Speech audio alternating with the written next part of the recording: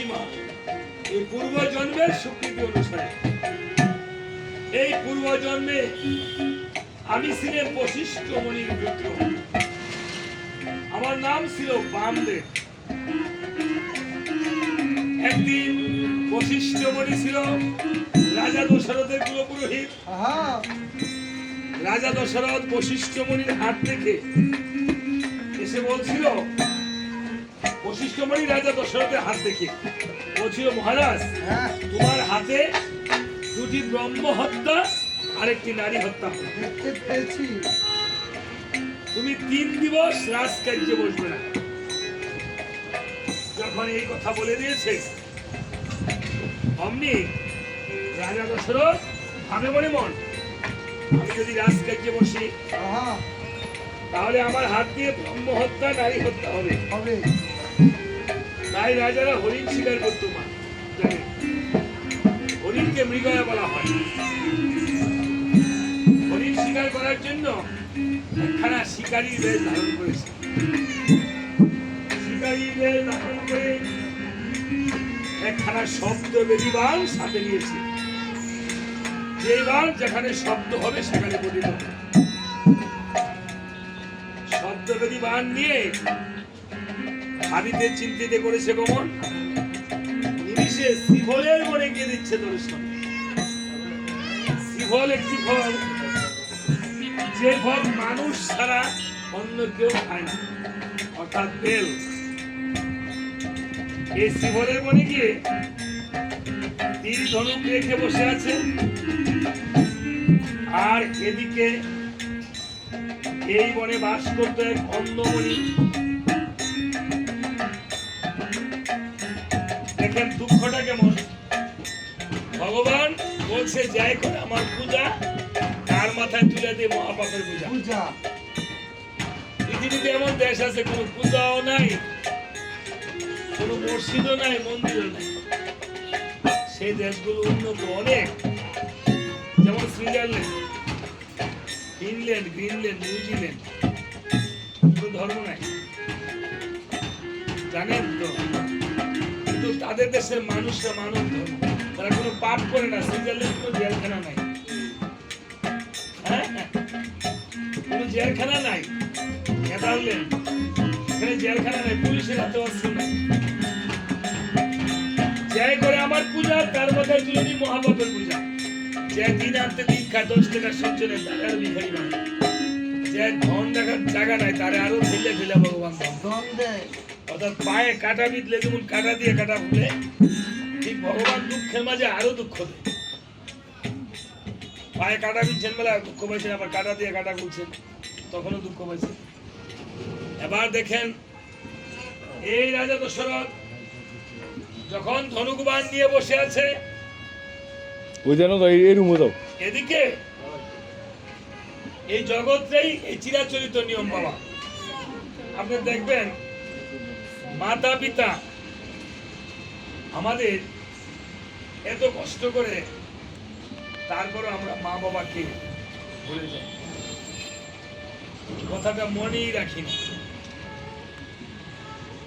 আপনার সন্তানকে অনেক শিক্ষিত বানিয়েছেন, দেখবেন সেই সন্তানটি বিদেশ পাঠাইছেন, আমেরিকা কানাডা থাকে, দেখবেন মা বাবার কাজের সময় সেই সন্তান আসতে পারে। আমি পটিয়াদি বাড়িতে শাহবাড়িতে গান গেছিলাম, প্রফেসর আমার সন্তান আমেরিকা থাকে, সাতদের মধ্যে তো রামায়ণের দিকে আসতে পারে, বাড়ি কাজের লোকেরা টাকা দিচ্ছে। অথচ আবার এমন বাড়িতে যাই, অনেকগুলো সন্তান যারা লেখাপড়া জানে, তারা কাজ করে চলে গেছে, বাড়িতে যে সন্তানটা কৃষি কাজ করে সেই বাবা মাকে দেখছে, সেই ছাত্রটা করছে সেই বাড়িতে থাকে, অথচ সে লেখাপড়া জানে। অনেকে আছে লেখাপড়া শিখেছে কিন্তু মানুষ হয়নি। মানুষের যে ধর্মটা, মানব ধর্ম, সেটা শিখতে পারে। অথচ মা বাবা এমন একটি জিনিস, আজকে রমেনদা একটা জিনিস থেকে বঞ্চিত হয়েছে, ওনার বোন, ওনার স্ত্রী, বা আপনারা যদি কেউ মাতা পিতা হারিয়ে থাকেন, কি বঞ্চিত হয়েছে? আপনি যে এই যে গোবিন্দের প্রসাদ দিয়েছেন, এটা শুধু প্রসাদ। বাড়িতে গুরুদেব আসে, গুরুদেবের প্রসাদ হলো মহাপ্রসাদ। আরেকটা মহাপ্রসাদ আছে, যে প্রসাদ আপনি মা বাবা হারাইলে পাবেন না। কিভাবে? আপনার মা বাবা যেমন ছোট সময় মাইকা খাওয়াইছে, সন্তানটাকে দেখবেন মা কত কষ্ট করে খাওয়ায়, সন্তানে খেতে চায়, কত দেখবেন মোবাইল দেখায়, এটা দেখায়, সেটা দেখায়, খাওয়ায় না। এই পৃথিবীতে সবচেয়ে কঠিন কাজগুলো কাউকে খাওয়ানো, শিক্ষা দেওয়া। মুখ আছে, এটা তুই খাওয়ান জানা, কিরান জানা। আমার মাথার ব্রেনের মাধ্যমে শিক্ষা দেওয়া, শিক্ষকতা করি। সন্তানের বুঝে না ছাত্ররা, তবে ব্রেন দা ঢুকাই দিতে হয়। পৃথিবীতে দুইটা কঠিন কাজ, এক হলো শিক্ষাদান করা, শিক্ষাটাও তো একটা গিলাই দিন লাগে, তার মাথার মধ্যে ঢুকাই দিন লাগে না, আর সন্তানদের খাওয়ানো। দেখবেন ডাক্তারের কাছে প্রত্যেকটা মার অভিযোগ যে আমার ছেলেরা খায় আমার। দেখবেন প্রত্যেক শিক্ষকের, প্রত্যেক ছাত্রের অভিযোগ, ছাত্র পড়ে না, বুঝে না। এই যে ছোট সময় মা বাবা মেখে মেখে খাওয়াইছে, আমরা বড় হইয়া সেই মা বাবাকে খাইছে কিনা একদিন বুঝো নেই না। অথচ ভগবান দেবর্ষী নারদকে বলছে, হে নারদ, এই ভক্তগণকে জানিয়ে দাও, আমার প্রসাদ হলো প্রসাদ, গুরুদেবের প্রসাদ মহাপ্রসাদ। আর মা বাবার সেবা করতে বসেছে, মা বাবার হাতের মাখা অন্ন বা মা বাবার হাতের মাখা ভাত, মাখা প্রসাদ যদি কোনো সন্তান ভক্তি করে প্রসাদ হিসেবে খায়, সেটা হয় সন্তানের জন্য মহাপ্রসাদ। দেখেন, আমরা কে কয়দিন মা বাবা বেঁচে থাকতে মা বাবার মাখা ভাত খাইছি, বড় হইয়া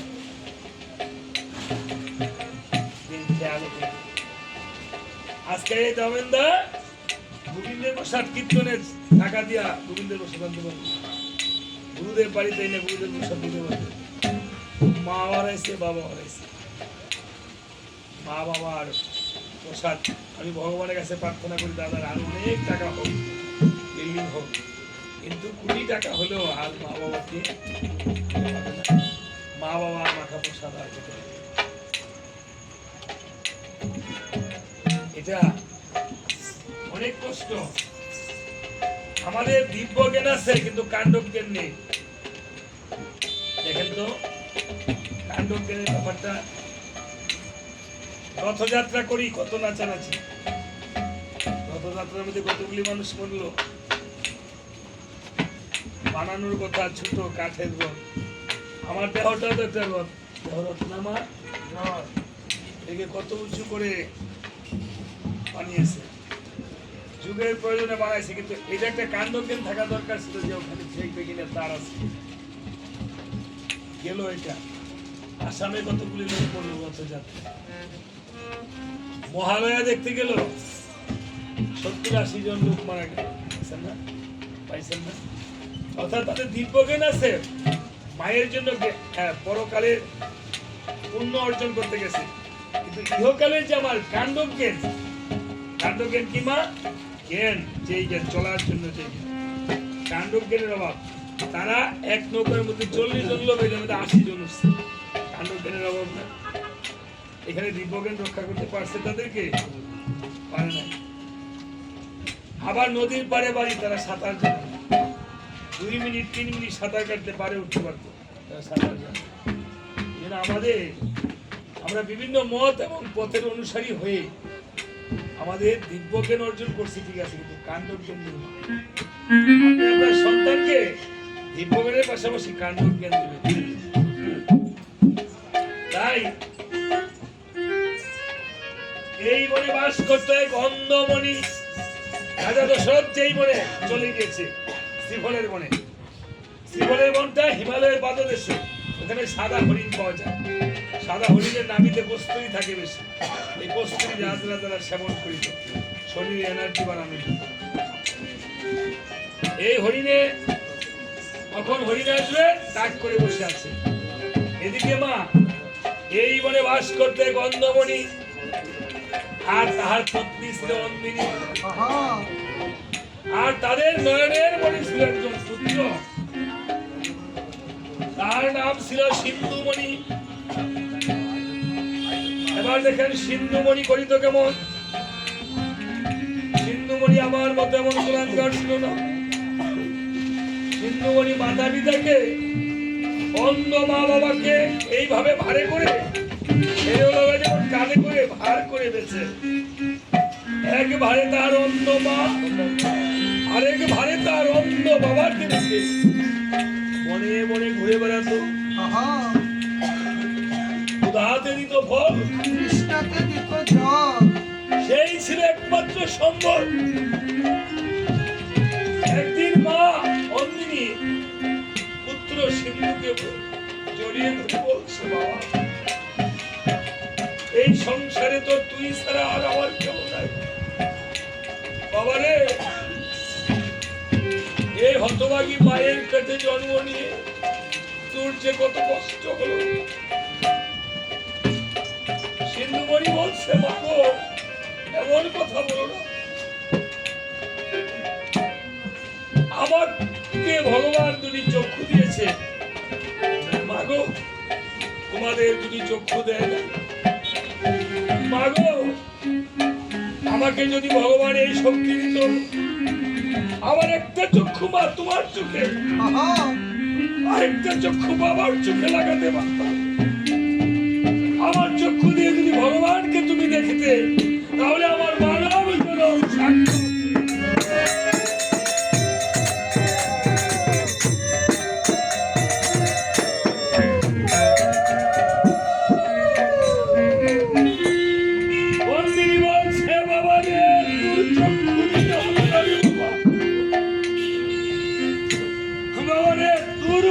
সন্তান যদি সবার ঘরে হতো, তাহলে কোনো মাতা পিতার কষ্ট হতো না। বাবারে আমাকে একটু জল এনে দে, জল পিপাসা পেয়েছে। সিন্ধুমণি যখন কলসি হস্তে জল আনতে গেল, জল আনতে গিয়ে যখন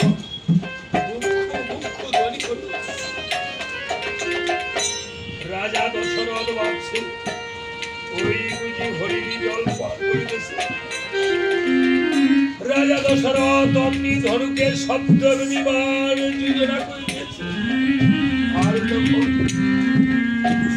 ধনুকে যখন শব্দ বিমান ছেড়ে দিল, সিন্ধুমণির গায়ে গিয়ে বাণ বদিত হল।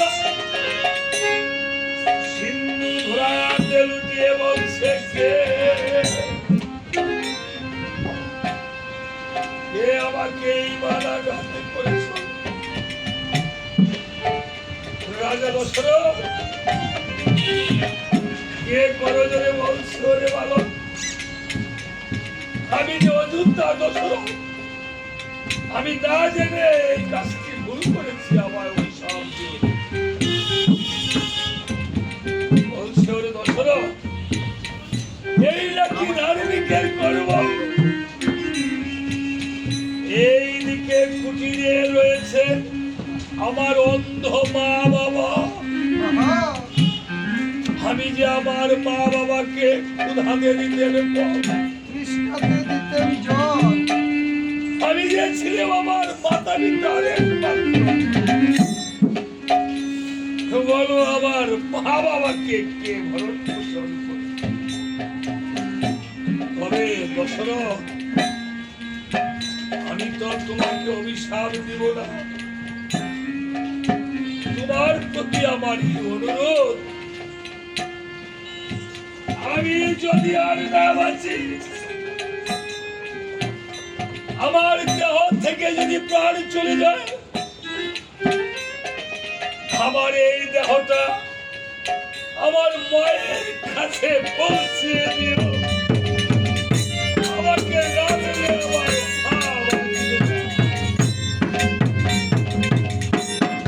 এই বলে সিন্ধুমণি করেছিল কেমন, ওগো হেন কালে সিন্ধু যখন নিঃশ্বাস ছেড়ে দিল,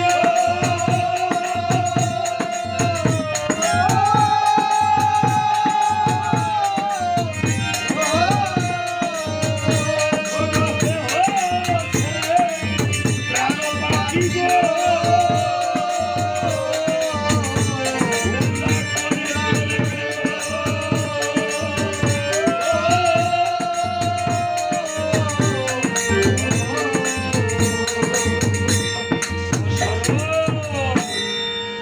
সিন্ধুর মৃত দেহ খানা দিয়ে এক পাও দুই পাও করে গমন করেছে।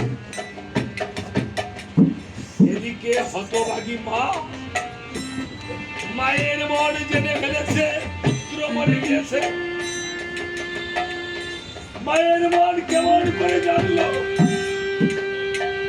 ওরে মায়ের সাথে যে সন্তানের নারীর সম্পর্ক রয়েছে, সন্তান হলো মায়ের তালিকাটা।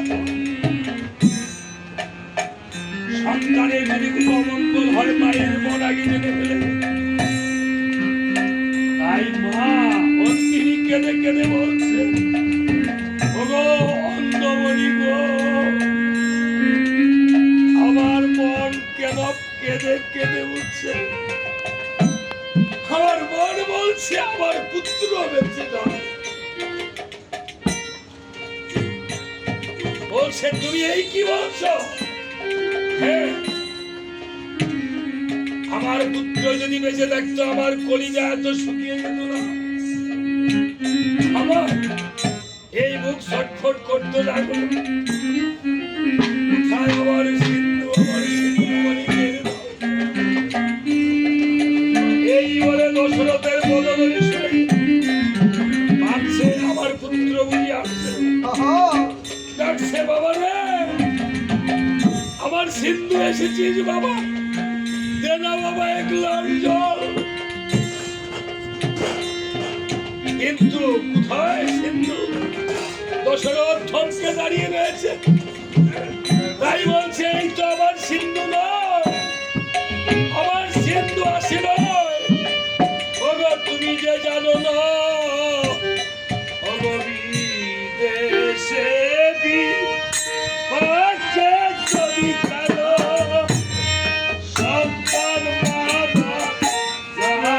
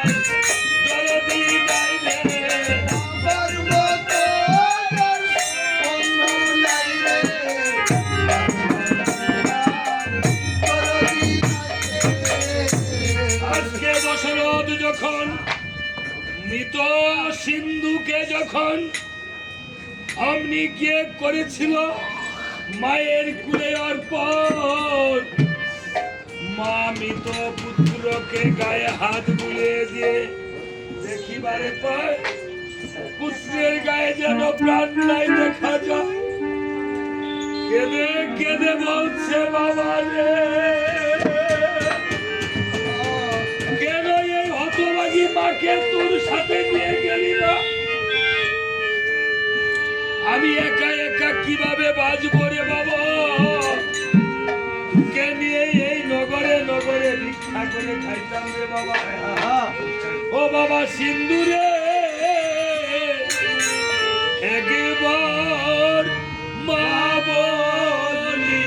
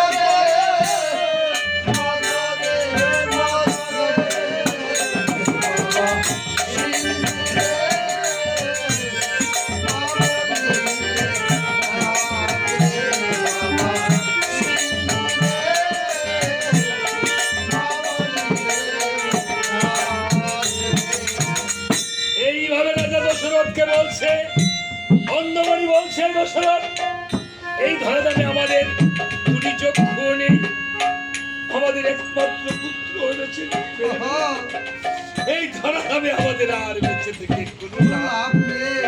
তবে জেনে রেখো, আমাদের যেমন পুত্র শিরে প্রাণ চলে যাবে, তোমারও যেন একদিন পুত্র শিরে প্রাণ চলে যায়।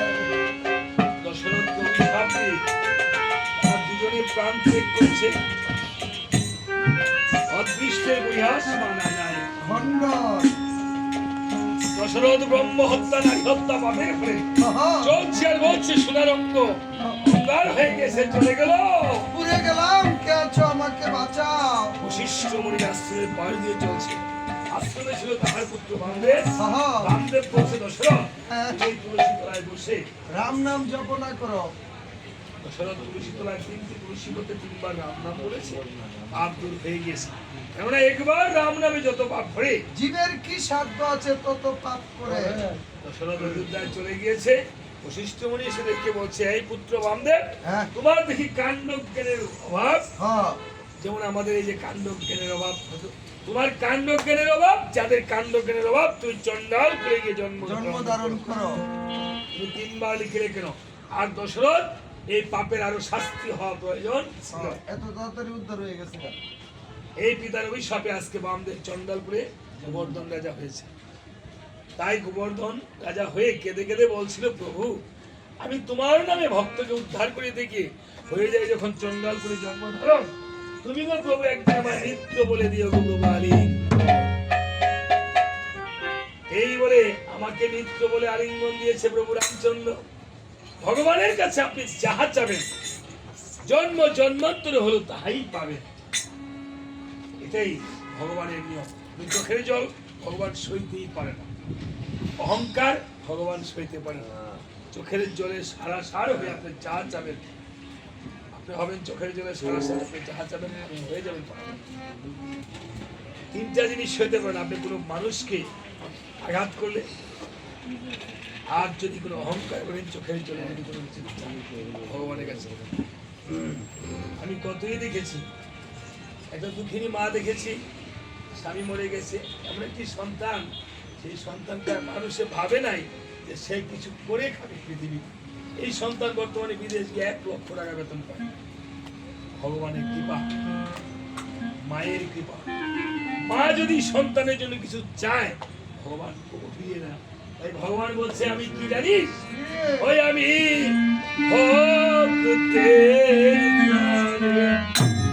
সংসারে